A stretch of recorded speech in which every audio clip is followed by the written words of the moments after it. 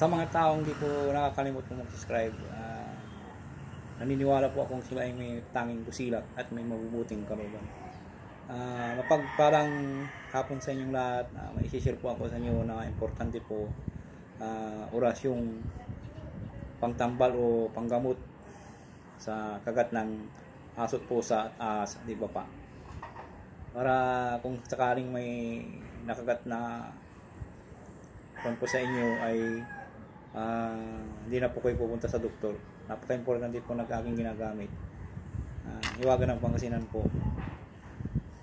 Wala na pong dasal po dito, kundi direkta na lang po ipo sa isang basong tubig o kalahating tubig at painom sa nakagat po ng ahas o aso o pusa.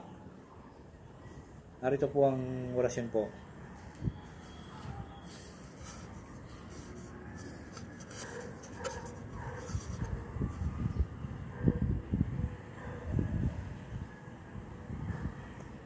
Po.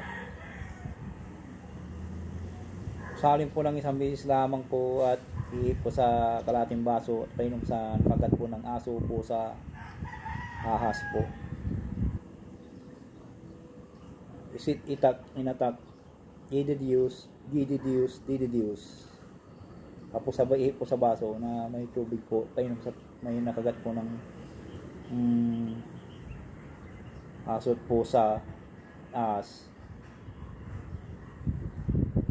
Po ng isang bis lamang po sa tubig,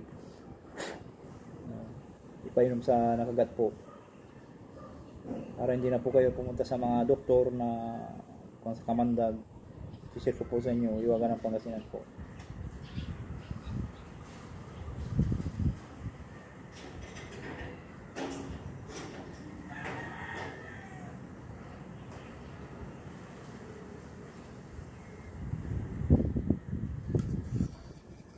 Maraming salamat po sa inyo at